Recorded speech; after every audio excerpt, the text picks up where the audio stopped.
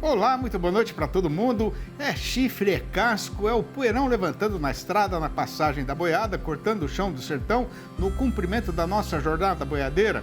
E é desse jeito que a comitiva pioneira do Terra Viva DBO na TV anuncia a sua chegada nesta freguesia e já vai começando esta lida novidadeira com a recitação da nossa prosa abrideira do dia. O pessoal da Scott Consultoria acabou de tirar do forno uma nova análise a respeito da real significância do abate de fêmeas na circunstância atual do nosso mercado boiadeiro. E a conclusão merece um prazo maior de prosa e pensamento da parte dos companheiros e companheiras fazendeiros.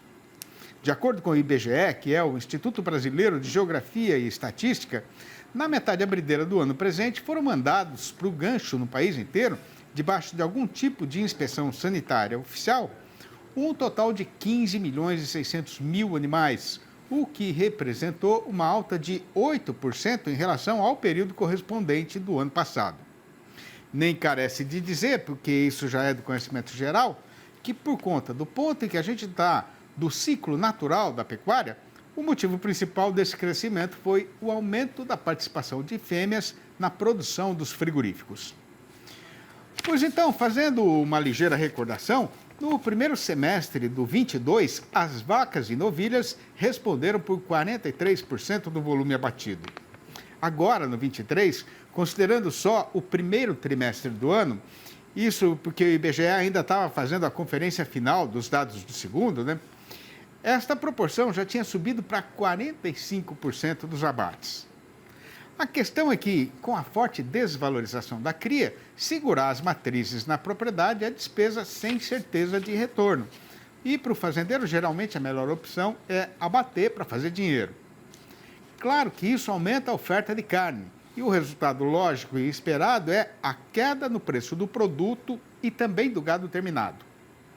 Acontece que logo ali na frente, o que vai começar a cair é a produção de bezerros, né? E, no médio prazo, o abastecimento do mercado vai ser prejudicado. Pois então, essa decisão de segurar ou não as fêmeas na fazenda sempre vai ser complicada para o dono da boiada, porque ela vai influenciar a sua produção, o seu movimento financeiro e o seu faturamento. Mas, dependendo do que ele resolver fazer, quem pode ficar numa situação mais delicada ainda é o frigorífico, porque se o desânimo do criador com o valor da sua mercadoria for muito grande e a derriçada no tamanho do rebanho for profunda, o fornecimento de gado terminado vai ficando apertado, o abastecimento do mercado vai sendo prejudicado e o resultado vai ser uma disparada no custo de produção da própria indústria. Acontece que a previsão é de que o abate de matrizes ainda deve demorar para acabar. E o caso, então, é de se segurar no banco e aguentar o tranco, porque o comprador vai continuar por mais algum tempo correndo o trecho com o facão derriçador de preço na mão. Por maior que seja a sabedência do caboclo, sempre vai ter alguma ciência a respeito da qual ele vai ter pouca experiência, como é o caso da escolha, entre tantas possibilidades, da variedade de capim mais indicada para sua propriedade ou do melhor manejo para a área de pastejo. E para não deixar nenhum companheiro ou companheira feito bagual perdido no matagal procurando uma solução para esta questão, o Terra Viva DBO na TV anuncia agora a apresentação da nossa sessão sobre pastagens com o engenheiro agrônomo Wagner Pires, consultor especialista do portal DBO e nosso colunista aqui no programa.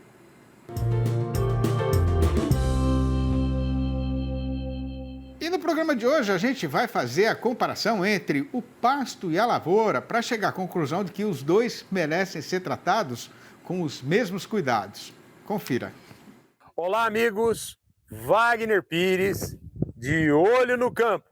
Eu gostaria de chamar a atenção sua, pecuarista, para você entender que pasto é uma lavoura também. Se você colocar esse adubo que foi colocado, colocar o potássio, colocar a ureia, que é o combustível, usar os defensivos corretamente para proteger a sua pastagem das doenças, das pragas que podem ocorrer, e tiver ainda a água, eu garanto a você que você vai ter uma produção satisfatória. Pode ser que, em virtude do preço do milho ou da soja, do que você estiver plantando, pode ser até que você produza mais. Mas se você colocar o mesmo nível de tecnologia, que é adubo, é inoculante, é semente de qualidade, é defensivo, você vai colher tão bem quanto a lavoura. E com uma vantagem, o risco da pecuária é assim e o risco da lavoura é assim. Aí você escolhe. Então, pecuarista, vamos botar na cabeça, vamos entender, vamos abrir a cachola aqui, vamos entender. Pasto é uma lavoura. O grão, chega na hora de colher, você tem que vender, porque o custo é elevadíssimo. Se der também uma chuva de pedra, se der qualquer intempérie com irrigação, eu não vou ter problema hídrico, mas eu posso ter doença, eu posso ter queda de preço no mercado, e a pecuária também. O grão, você tem que vender no único, tem o porto, tem as empresas que compram para esmagar, e o boi você pode vender na cria, na recria, na engorda, você pode vender em diferentes momentos. Então é muito melhor, muito mais fácil e muito menor risco de produção. Vamos acordar e vamos fazer da pecuária uma lavoura de pasto, onde nós vamos colher carne e leite de qualidade e na quantidade certa. Vamos pensar nisso. Grande abraço e até a próxima, se Deus quiser. E o Terra Viva DBA na TV volta já. Aguarde. Com o mês de setembro já estreado e bem entrado no calendário, enquanto o Brasil inteiro está na espera da chegada da primavera, os companheiros e companheiras fazendeiros estão pelejando para não deixar morrer no coração a esperança de ver logo uma mudança no rumo que o carretão está embicado no estradão. Mas está difícil, porque o tempo está passando e o consumidor continua alongado do mercado, o frigorífico está com a programação de serviço folgada e não está faltando boiada terminada. E até o setor exportador, que estava nadando de braçada, agora também pegou uma estrada enganosa. Pois então, para adquirir informação a respeito do lado que o vento vai bater no eito daqui para frente, a gente pediu novamente a ajuda preciosa do zootecnista Felipe Fabbri, analista da Scott Consultoria, que vai participar da nossa entrevista do dia, falando ao vivo pelo computador, diretamente de Bebedouro, aqui no interior paulista. Boa noite, Felipe. Obrigado mais uma vez pela sua costumeira disposição para prosear aqui no programa com os nossos companheiros e companheiras fazendeiros do Brasil inteiro. Seja muito bem-vindo, como sempre. Obrigado, Sidney. É sempre um prazer estar aqui podendo contribuir um pouco com o pessoal que está nos acompanhando de casa. Não trazendo notícias tão animadoras, mas ainda assim pontuando o mercado para a galera. Pois é, né, Felipe? Mas o perfeito entendimento da realidade do mercado é extremamente importante e você ajuda bastante a gente nisso. Ô, Felipe, agora, numa semana com um feriado que pode ser emendado aí por muita gente, né? E com o pagamento do salário ao trabalhador empregado, dá para acreditar aí numa melhora do consumo de carne aqui no nosso mercado caseiro, especialmente nesse feriado emendado de final de semana? Dá sim, Sidney. Inclusive, o mercado atacadista de carne com osso registrou alta no começo do mês de setembro. Depois de um agosto com quedas consecutivas ao longo do mês, essa foi aí uma pontuação que o setor atacadista de carne com osso nos trouxe de que talvez o feriado aí venha com um ânimo a mais com relação ao escoamento. Tomara, né? Ô, Felipe, agora, olhando um pouco mais lá para frente, né? Ainda vai dar tempo de se cumprir aquela previsão de que na metade derradeira de todo ano o consumo de carne sempre melhora aqui no nosso mercado caseiro? Olha, Sidney, nós acreditamos que sim, tá? O ponto principal ele vai acabar passando pelo varejo. Indiscutivelmente esse vai ser o fator chave para esse desempenho com relação ao escoamento de carne nos próximos meses.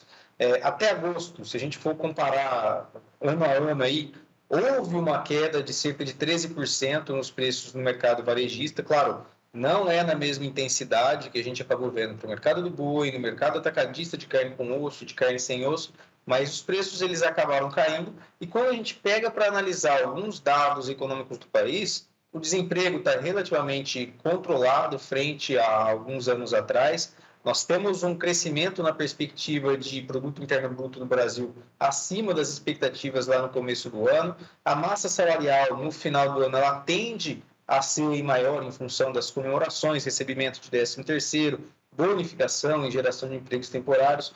Então, isso tudo nos leva a crer em um consumo que pode vir melhor em meio a esse quadro de preços no comparativo anual, mesmo que não na mesma intensidade que nos primeiros elos da cadeia, no varejo mais acessível aí para os próximos meses. Voltando agora aqui para o nosso tempo presente, né? A gente sabe mais ou menos de que tamanho é o estoque de carne que está guardado na Câmara Fria dos frigoríficos brasileiros? Olha, o relato que chega é que está confortável, tá? O que a gente mensura com os dados aí disponibilizados pelo MAPA, pelo Ministério, dentre os frigoríficos com um serviço de inspeção federal, é que a disponibilidade interna, descontando ali o que foi abatido, o total abatido, fazendo uma projeção nossa aqui, tá? E o que foi exportado, a disponibilidade interna em agosto, ou seja, o quanto de carne ficou no mercado doméstico, ficou num patamar próximo do de julho de 23.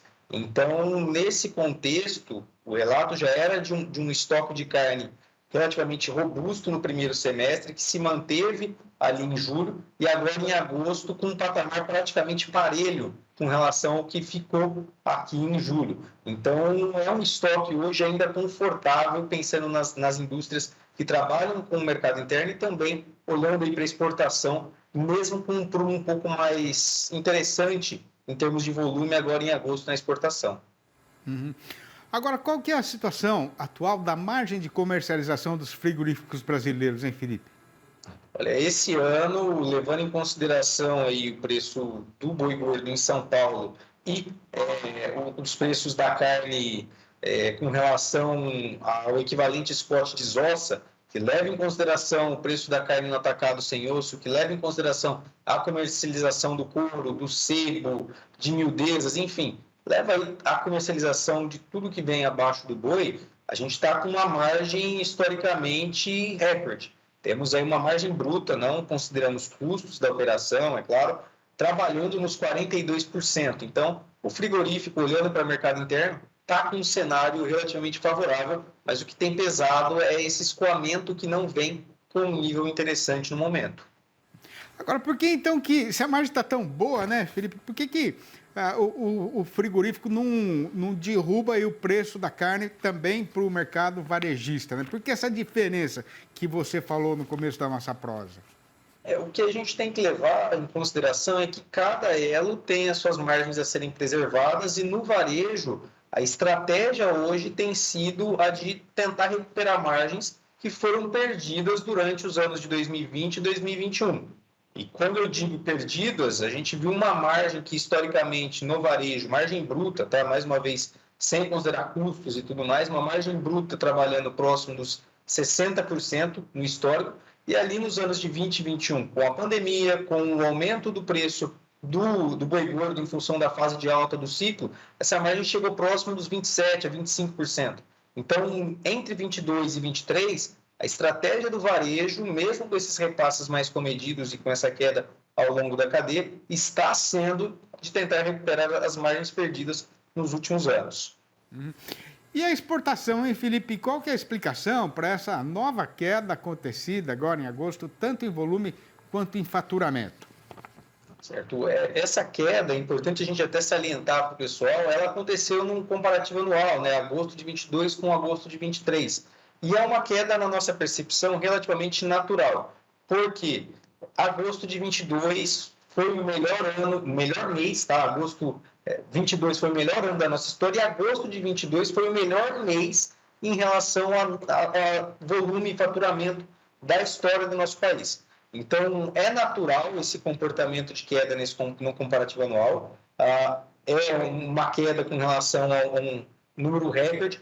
E o destaque que a gente acaba tendo, tá, que a nossa percepção é que o volume de carne exportada ele deve ser crescente agora no segundo semestre, e o destaque que eu trago é que, na comparação com julho de 23, houve uma melhora. Tá? Então, houve aí um incremento de 16% em termos de volume, mas o preço segue sendo aí o grande vilão de toda a história. E esse preço vem muito pautado no mercado China, que não tem mais aquela necessidade de urgência com relação à compra, está vendo hoje a sua moeda menos forte no mercado internacional, tem aí um cenário, uma visão de oferta relativamente confortável para a nossa carne no mercado internacional e tem pressionado esses preços com relação à aquisição da carne bovina das indústrias brasileiras. Então, esse ponto aí, essa queda, ela é relativamente natural, mas o que pega mais não chega a ser nem o volume hoje. Há uma queda aí de 8% no comparativo anual, no acumulado até agosto, 5% de retração. Então, é um volume historicamente interessante,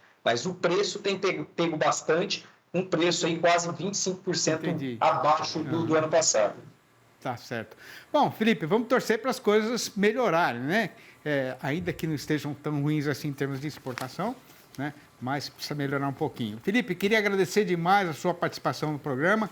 Mais uma vez, muito obrigado. Um grande abraço para você, para o pessoal da Scott e um ótimo feriado para vocês aí. Até a próxima. Obrigado a todos que nos acompanharam. Obrigado mais uma vez pelo convite. Sidney, uma boa noite e bom feriado a todos. Para nós todos. O rumorejo da Cachoeirinha, no Ribeirão do Laranjinha, no entardecer sertanejo, está avisando a peonada que a jornada planeada já está vencendo a sua metade primeira, sendo o caso então de se fazer uma parada ligeira. E quando a boiada voltar a marchar na estrada, a gente vai destrinchar aqui o caso passado com o mercado do boi gordo, que será anunciado pela seguinte manchete chamadeira. É verdade verdadeira mesmo que a oferta de gado terminado teve uma queda ligeira, mas o consumidor brasileiro continua vasqueiro e alongado e o resultado foi que a nossa praça boiadeira chegou na beira do feriado ainda embicada na descida da ribanceira. O Terra Viva DBO na TV volta já, aguarde. E estando a boiada já engordada e no ponto de vender, antes de embarcar, carece de mandar alguém sondar na freguesia para saber quanto é que está valendo essa nossa mercadoria.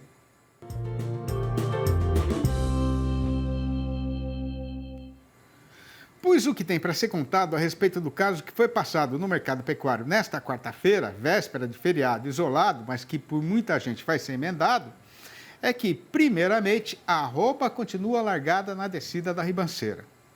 Mas a novidade é que aqui, ali e acolá, por este mundão do sertão brasileiro, o comprador de boiada está começando a encontrar alguma dificuldade para cumprir a determinação do seu patrão, que é de continuar correndo o trecho com o facão derriçador de preço na mão, golpeando a cotação sem dó nem piedade. A explicação para esta nova situação é um encurtamento ainda muito ligeiro na oferta de gado terminado em algumas das principais regiões de comercialização de animais do país, principalmente porque o fazendeiro, cansado de sofrer e de passar nervoso, resolveu parar de vender e esperar para ver o que é que vai acontecer daqui para frente. Mas antes que alguém comece a criar alguma ilusão com o rumo que está sendo tomado pelo carretão, a gente faz o esclarecimento de que o preço do boi só vai começar a melhorar de verdade quando o movimento no balcão do açougue voltar a aumentar. A questão é que, mesmo com o calendário estando em pleno período de pagamento do salário ao trabalhador empregado, o crescimento das vendas de carne nestes últimos dias foi menor do que o que estava sendo esperado, tanto no varejo quanto no atacado. E para complicar um pouco mais a situação, enquanto o açougueiro está na porta do seu estabelecimento esperando a volta da freguesia, no frigorífico a câmara fria continua lotada de mercadoria e a programação de abate está folgada, num tanto que é mais do que suficiente para deixar o dono sossegado em relação ao seu abastecimento. Por outro lado, conforme até já foi falado aqui, a segunda rodada da atual temporada do confinamento deve apresentar um forte esmagrecimento por conta do despencamento dos preços, né? Mas ainda é cedo para saber quando é que isso vai começar a influenciar a nossa praça boiadeira, que, por enquanto, continua largada na descida da ribanceira. No balanço do dia da Scott Consultoria, foram apuradas mudanças nas cotações em 8 das 32 regiões consultadas do Brasil inteiro, sendo que a arroba caiu em 7 dessas praças, mas em uma única e solitária, ela foi na direção contrária. Essa uma foi o norte do Tocantins, onde a arribada foi geral, com o boi subindo para R$ 185 e a vaca para R$ 170, a prazo e ainda para descontar o fundo rural. Já no sul tocantinense, a fêmea foi derrubada para R$ 170.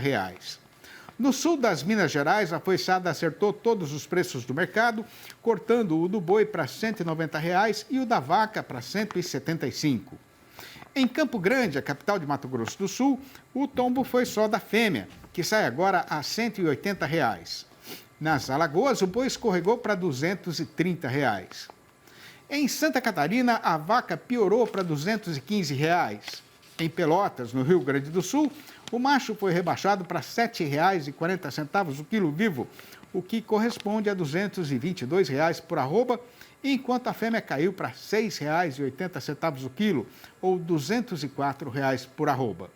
E no oeste gaúcho, o boi voltou também para R$ 6,80 o quilo, ou R$ 224 por arroba, enquanto a vaca retrocedeu para R$ 5,70 o quilo, o que dá R$ 171 por arroba. Com o sertão na espera das primeiras águas da primavera para demudar as cores das suas paisagens e se vestir em roupagens de flores, é já que o capim vai rebrotar e no viço renovado das pastagens, o mestiço logo vai começar a esconder as costelas e a arredondar. E depois de fazer a negociada dessa boiada, com o dinheiro que eu ganhar, vou na feira para comprar um corte de chita e levar para Dona Dita, para ela costurar um vestido para Maria Rita, a cabocla mais bonita e faceira aqui desta ribeira.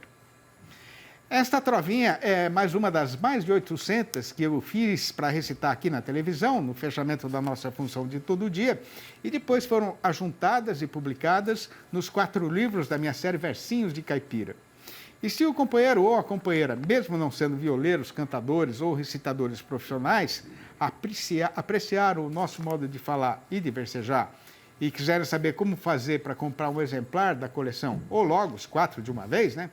Podem ligar para mim mesmo no meu telefone particular, que é o 11 98 224 1807.